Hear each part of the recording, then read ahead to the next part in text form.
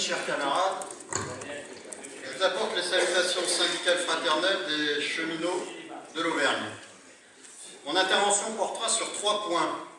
L'action internationale, la politique contractuelle dans le ferroviaire et un avis très modeste sur le rapport financier. Confédérée, la CFDT a dans son ADN l'internationalisme comme moyen et comme principe syndical. Dans notre secteur des transports, ce n'est pas une obligation diplomatique, mais c'est un réflexe.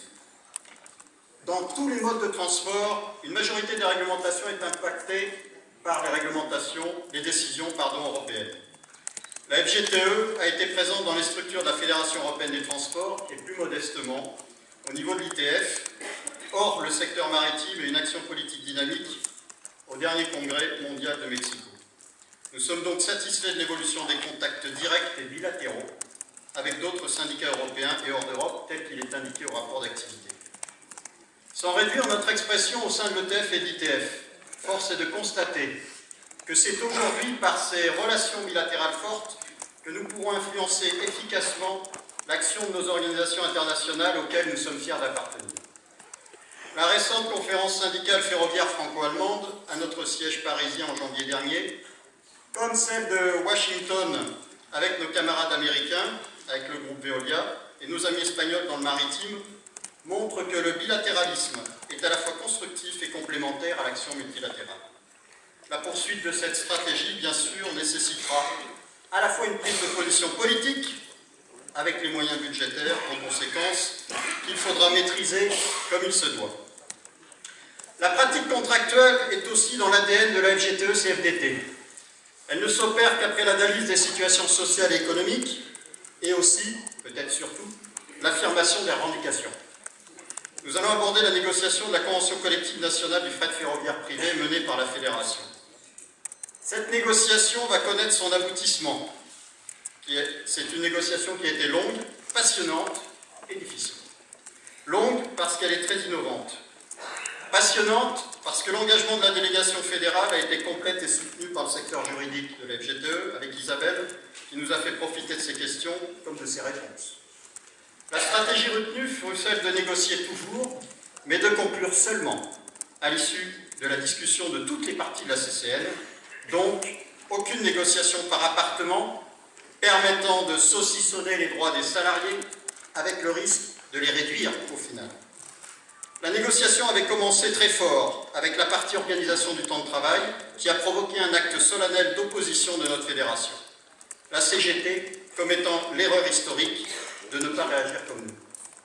Dès le début, l'entreprise publique, je parlais bien sûr de la SNCF, détenant des filiales concernées, a décidé de ne rien faire, considérant que toute idée réduisant la réglementation applicable à l'établissement public lui serait à terme bénéficiaire.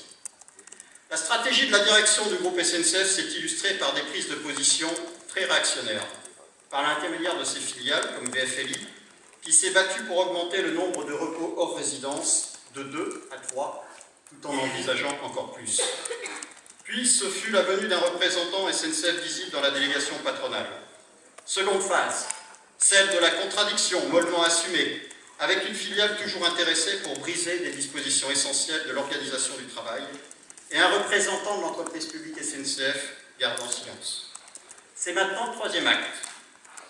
La direction de la SNCF souhaite dénoncer le projet finalisé de convention collective qui a trouvé un certain équilibre. La raison ? La convention collective finalisée serait de nature à provoquer du dumping social et pose des distorsions de concurrence. La belle affaire, ou foutage de gueule peut-être. Nous voulions vous dire par cet exemple que côté patronal SNCF, et même lorsque le patronat est public, le vent tourne, la girouette aussi, et les valeurs tournent si vite qu'elles en perdent du sens social et économique. À l'image de la RGPP, les cheminots de la SNCF connaissent aujourd'hui une perte des valeurs et de l'éthique de l'entreprise publique, qui est le produit d'un délitement encouragé par l'ancien président de la République, qui avait adressé une feuille de route au président actuel de la SNCF. La politique contractuelle est dynamique quand elle se fait dans la sincérité des propos comme des pensées. Je crois qu'il en est de même pour l'action fédérale. Prenons garde à trop de catastrophisme, même si la situation est réellement difficile. Que celles et ceux qui prédisent le chaos, par excès oratoire, par séduction du ton, parfois aussi par conviction, parce qu'ils souhaitent, ou ne seront pas forcément, dans la majorité fédérale, réfléchissent aussi. N'oublions pas que nous avons beaucoup plus de convergence que de divergence. Et nous l'espérons, que notre culture fait notre unité, dans la diversité de nos personnes. Toutefois, oublions un peu les égos, pour penser à celles et ceux qui ont besoin de nous.